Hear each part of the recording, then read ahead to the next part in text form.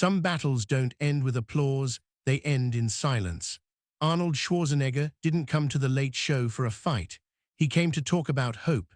But what started as a friendly interview turned into a quiet war of principles, one that never raised its voice, but left the whole room breathless. What happened backstage changed everything. And when the cameras stopped, that's when the real story began. Before we dive in, let us know where you're tuning in from, and if you believe in standing your ground, go ahead and subscribe. What happens when a late-night host throws a punchline, and the guest doesn't flinch? The night Arnold Schwarzenegger appeared on The Late Show was supposed to be another promotional stop, another round of applause, polite laughter, a few nostalgic jabs at the old movies, and a handshake goodnight. That's what the audience expected.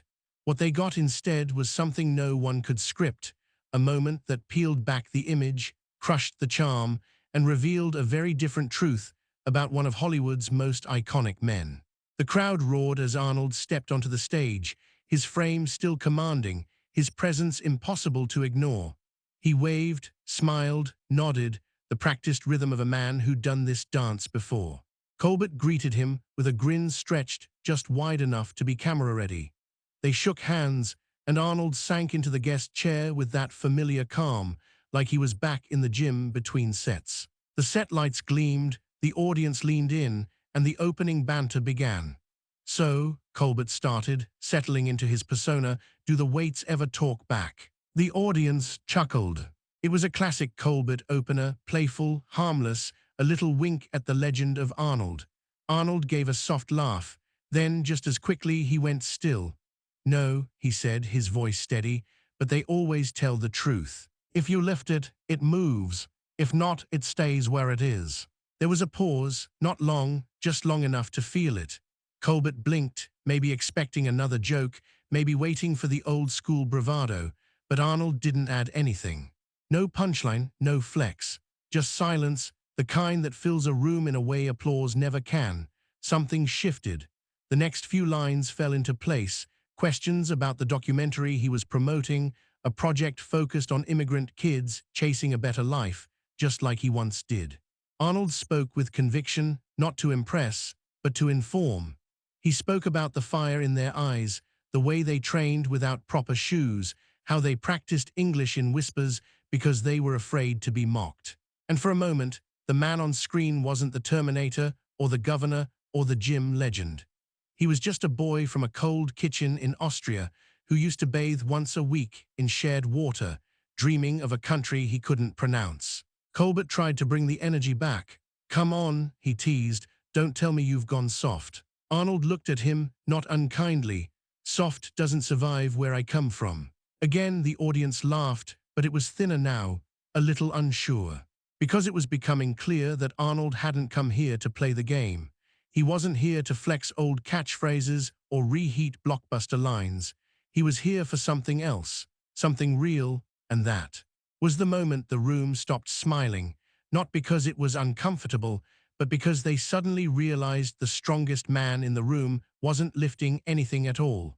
He was just telling the truth. Colbert leaned back in his chair, smirking just a little too long before speaking again.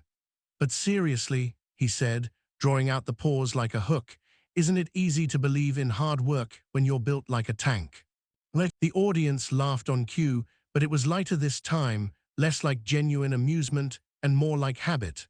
Arnold smiled faintly, but it didn't reach his eyes. "I wasn't born this way," he said, his tone still even, but the edge had sharpened. "In Thal, we had no toilet, just a wooden box behind the house.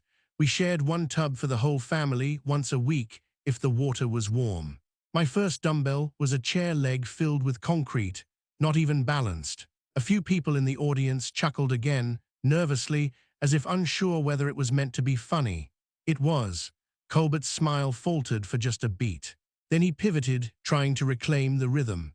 "But come on, Arnold," he said, with a half laugh. "Isn't this all just part of the brand? The poor immigrant makes good, the tough guy with the soft heart. I mean, you've built an empire on that story." Arnold didn't answer right away. He shifted slightly in his seat, not uncomfortable, just deliberate. His eyes locked onto Colbert, and the mood thickened. "The only brand I carry, Arnold said quietly, is the scar on my back from carrying bricks at age 15. Every step up was made from stone. I lifted myself. The air in the room changed. The laughter didn't just fade, it vanished. Even Colbert, ever the master of recovering control, seemed momentarily unsure where to go next. He glanced at the cue cards on his desk, then back at Arnold, like maybe something had gone off script. Arnold leaned in slightly, his voice dropping. You know, when I first came here, I didn't speak the language. I sounded like a cartoon. People told me I'd never make it in film, in politics, anywhere. Too thick, too strange, too foreign, but I kept showing up.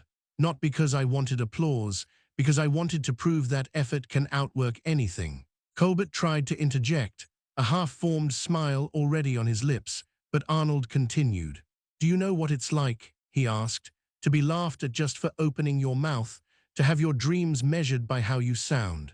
Silence, a deep, uneasy silence. Somewhere off camera, a producer made the cutting motion across his neck. Another wave to move on. But the host stayed seated, staring, no longer playing the role of charming interrogator, just a man suddenly unsure whether he'd pushed too far. Arnold didn't wait for a response. The weights never lied to me, he said, almost to himself. If I lifted, they moved. If I didn't, they stayed where they were. They didn't care about my accent, my skin, my country, only effort.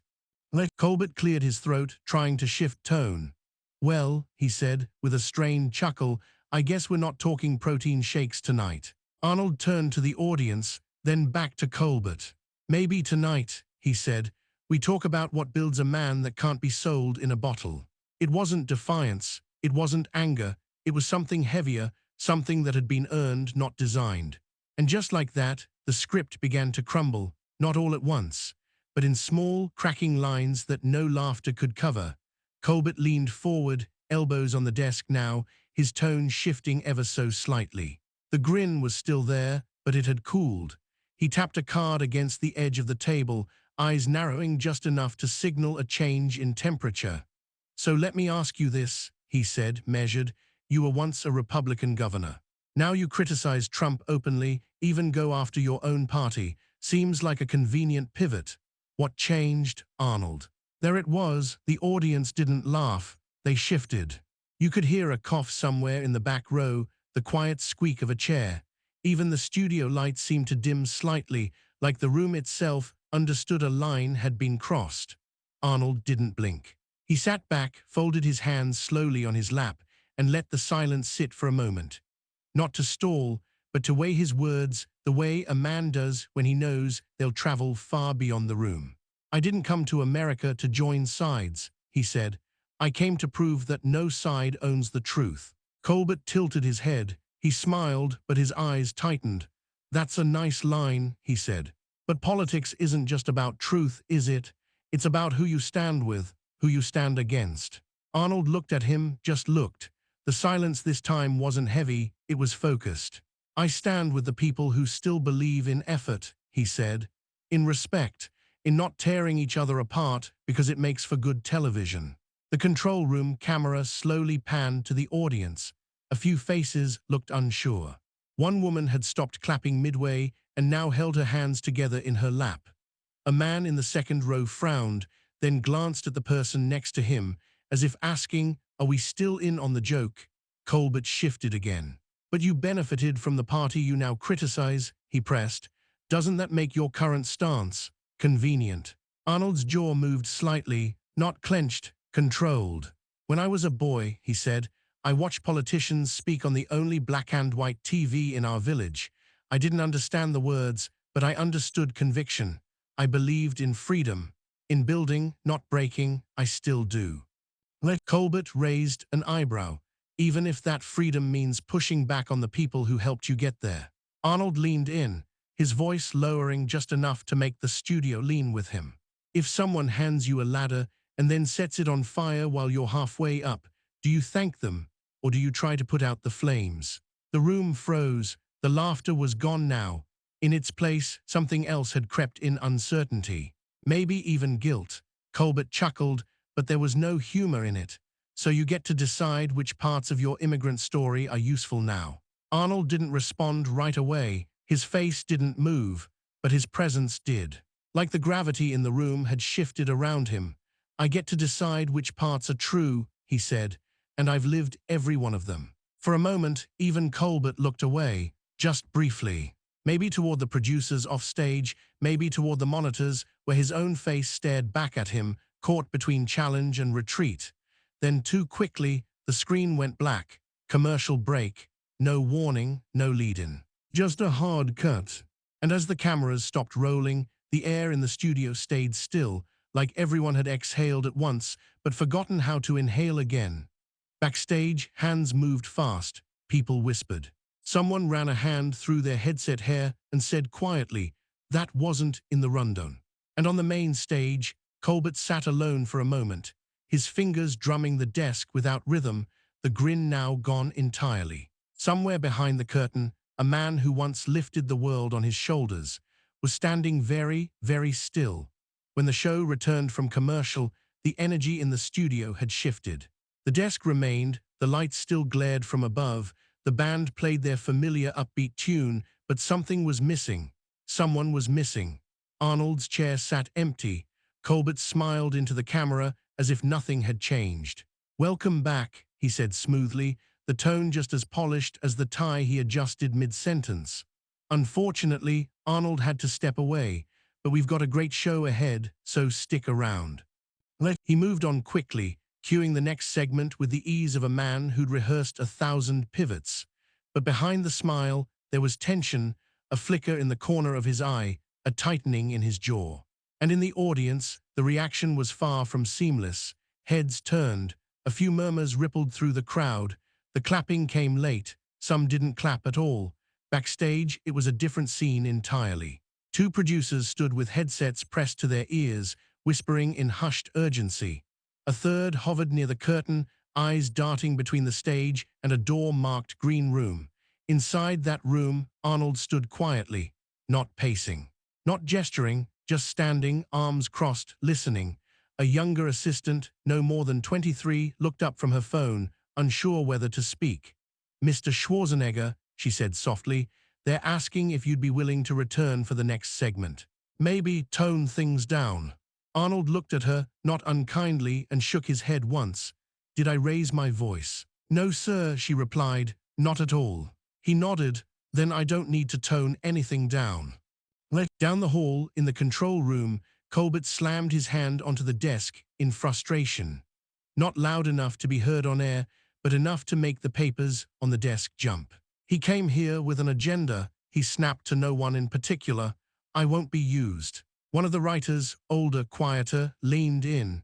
"It didn't look like he had an agenda. He answered your questions." Colbert glared. "Yeah, well, sometimes silence is a message too." He knew what he was doing. Back in the green room, Arnold turned to the assistant, who was still standing awkwardly by the door. He picked up a water bottle, but didn't drink it. "Just held it. I didn't come here to fight," he said, his voice low, steady. "If I wanted a fight, I'd be in the ring. I came here to talk about hope." The assistant didn't respond. She didn't need to. The way she looked at him said enough. Somewhere in her face was the same uncertainty now showing on the monitors out front. A subtle kind of disillusionment, the moment a person realizes which part of the story they're actually in. Another producer stepped into the room, clipboard in hand, face taut with corporate concern. "Arnold," he began, overly cheerful, "we totally understand this has been a bit off track. We'd love to wrap it up cleanly. Maybe reintroduce the documentary, pivot to a lighter note." Arnold held up a hand. "I came to talk about kids who have nothing," he said, "not to be part of a performance." The producer hesitated, then sighed. "The network's asking that you not return to the stage, just to keep the energy consistent." Arnold stared at him for a moment, then nodded once, not with approval, with understanding. "Thank you," he said, his voice still calm, "for confirming what kind of show this is." Outside, Colbert continued his monologue.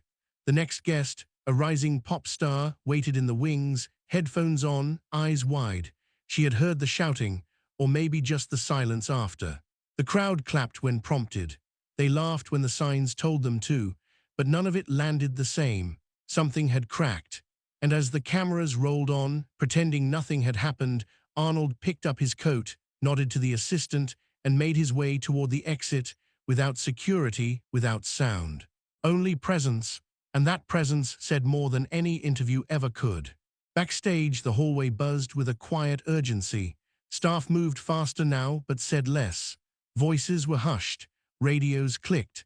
People avoided eye contact, not because they didn't know what had just happened, but because they did.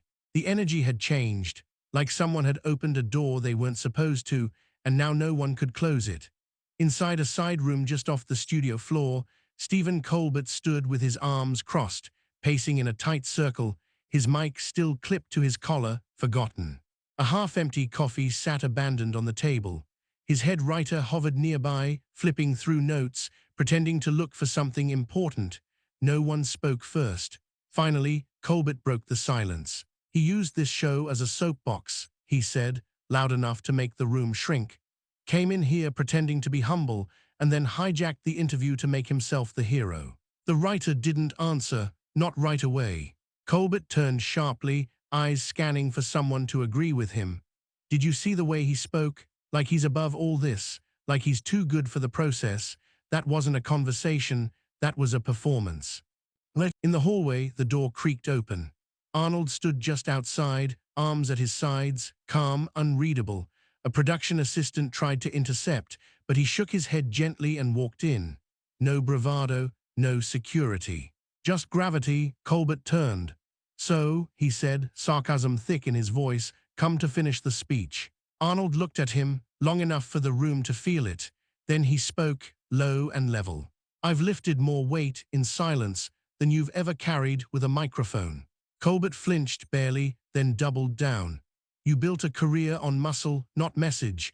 Don't come in here acting like some philosopher. Arnold didn't blink. Maybe, he said, but I never used a joke to humiliate someone I didn't understand.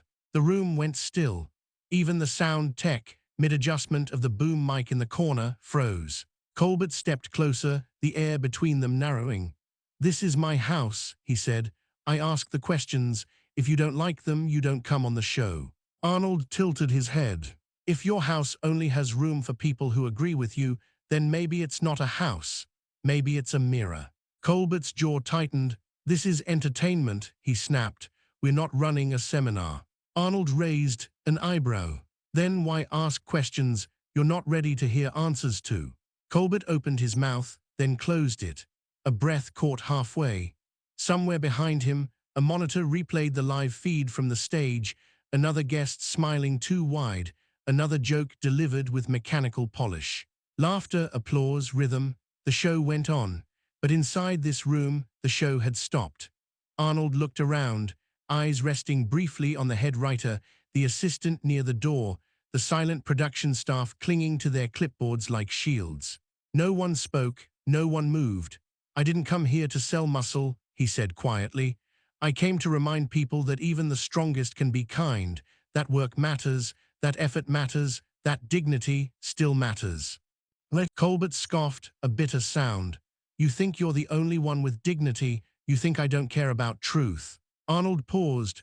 I think you care about being right, and sometimes that's not the same thing. There it was, no yelling, no threats. Just a sentence dropped into the center of the room like a stone into still water. No one dared chase the ripples. Colbert stepped back, ran a hand through his hair, suddenly aware of the silence pressing in on him. Get him out of here, he muttered. But Arnold was already walking toward the door. He didn't slam it. He didn't look back. He just nodded once to the assistant who opened it, then disappeared into the hallway, where the air somehow felt a little less manufactured.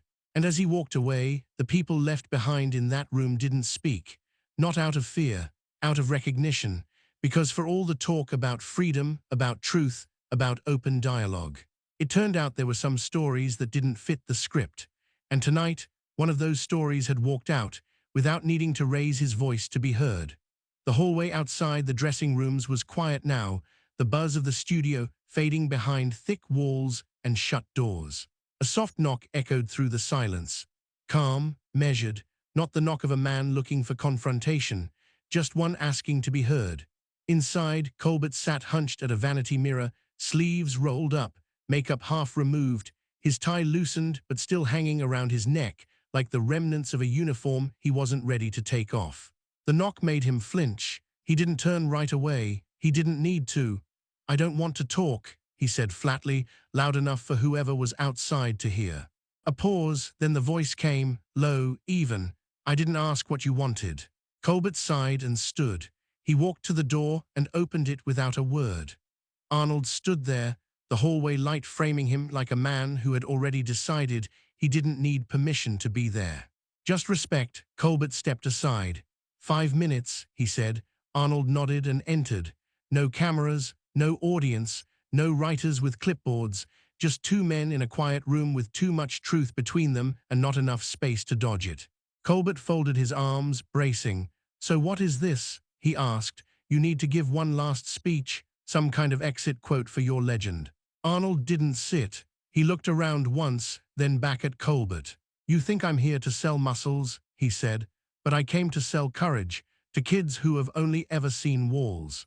Colbert rolled his eyes. "Spare me the monologue. You knew what this was. Late-night TV, a stage, a setup. You just didn't like that the spotlight wasn't shaped the way you wanted." Arnold's gaze didn't shift.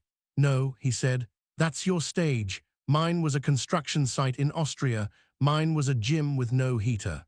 Mine was a country that told me I didn't belong, until I made myself belong." Colbert said nothing. Arnold took a step closer, not aggressive, just present. "You say I hijacked your show, but I was invited.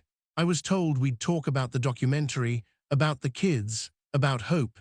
Instead, you turned it into a trial. You wanted a moment, I wanted a message." Colbert looked down, then back up, voice low.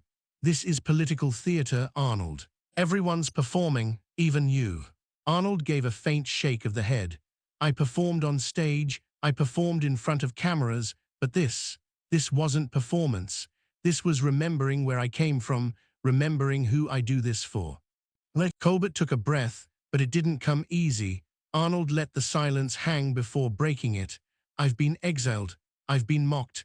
I've walked into rooms where no one understood a word I said. I've fought through wars of words and wars of systems. Hollywood didn't want me. Politics tried to chew me up. But I stayed, I worked, and I kept showing up." His voice dropped, almost a whisper now.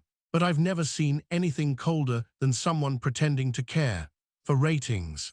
Colbert flinched at that, not visibly, but inside, something cracked. He turned, pretended to check his phone, but didn't type anything. Arnold didn't press the moment. He didn't gloat. He just let it land. And then, slowly, he stepped back toward the door. "You run a show," he said. "I lived a story. They're not the same." He opened the door but paused before walking out. "Don't worry," he added. "I'm not coming back. You don't need to cut to commercial this time." Then he was gone. No dramatic exit, no raised voice. Just the sound of a heavy door clicking shut. Inside, Colbert stood alone. The silence was louder than anything he could have said. The studio lights didn't change. The music came in on cue. Colbert sat behind his desk once more, his tie recentered, hair touched up, face powdered. The familiar rhythm returned, like a machine resetting after a brief flicker. The band played louder than usual, as if volume alone could drown out the tension still clinging to the edges of the room. He looked into the camera, the smile back on his face, though it sat there like something borrowed. "Welcome back," he said brightly. "Unfortunately, Arnold Schwarzenegger had to step away, but we're excited to bring out our next guest, a rising pop star with a brand new single." The audience clapped, some more tentatively than others. The applause signs blinked as usual, but the sound that followed was uneven. It wasn't that people weren't following instructions, it was that the moment had passed, and something real had been left behind. The show went on. Colbert bantered. The guests smiled. The band played. Jokes landed, sort of. Laughter came, but it sounded different, delayed, hollow, a little too eager to fill the space. What no one said out loud was what everyone already knew. Something had broken earlier, and now they were pretending it hadn't. The energy was rehearsed, the lines memorized, but the eyes in the room said something else, and the audience wasn't buying it. Outside the studio, it was already starting. Clips from earlier in the night, had made their way onto social media, low-quality phone videos from audience members who'd caught the moment the mood shifted, the silence after Arnold's last answer, the sudden cut to commercial. People were asking questions. Why did he leave? Why did the interview end early? Why did Colbert look shaken? A trending hashtag began to rise just beneath the surface. People weren't sure what they'd witnessed, but they knew it hadn't been normal. Paparazzi gathered at the exit, waiting for a quote, a soundbite, anything to add fuel. But when Arnold emerged, coat over one arm, no entourage, no assistant shielding him from questions, he said nothing. Not until a reporter asked, "Mr. Schwarzenegger, what happened in there?" He paused, looked at the crowd, and gave a small shrug. "Watch the show," he said. "The silence says more than I ever could." Then he stepped into the back of a black SUV and disappeared into the city night. Inside the studio, the taping limped toward its end. Colbert wrapped the final segment, thanked the musical guest, and nodded to the audience as if nothing had shifted beneath his feet. But even as the camera pulled back, you could see it. The tightness in his shoulders, the way his fingers tapped the desk a little faster than usual, the brief glance toward the curtain where Arnold had once stood. When the credits rolled and the audience began filing out, the whispers started. Did you see his face when Arnold answered that last question? I've never seen Colbert look like that. It wasn't an interview, it was something else. Backstage, no one mentioned it aloud, but no one really talked about anything else either. And then came the moment that no one expected. A video surfaced on a small TikTok account. It was grainy, filmed in a bedroom, shaky hands holding the phone. A boy, maybe 11, sitting on a bunk bed, his eyes red from crying. He had an accent, soft, careful, his voice cracked halfway through. He was the only one who talked about us, he said. Kids like me, immigrant kids, kids who feel like they don't belong. He talked about us, and they cut him off. He paused, looked down, then back at the camera. Why? That video spread faster than anything the show had planned. Within an hour, it had 2 million views. Celebrities began reposting it. Journalists reached out. Hashtags changed. The narrative slipped from polished PR hands and landed in the hands of people who felt it differently. And somewhere in the city, in a quiet apartment above the noise, Arnold sat alone at a small kitchen table. No team, no lights. Just a cup of tea and a copy of the documentary he had come to promote still sitting in its unopened case. He didn't check his phone. He didn't scroll through the headlines. He already knew how the story would play. Because for men like him, the victories were never in the spotlight. They happened in silence, in effort, in choosing to show up, even when the room wanted you gone. He didn't need to be the loudest voice in the room. He had already been heard. And the walls he spent a lifetime breaking through, one by one, would not be rebuilt by the flick of a switch or the grin of a host. They would fall like they always had, quietly, brick by brick. If you enjoyed this story, let us know in the comments. And don't forget to like, share, and subscribe for more inspiring stories.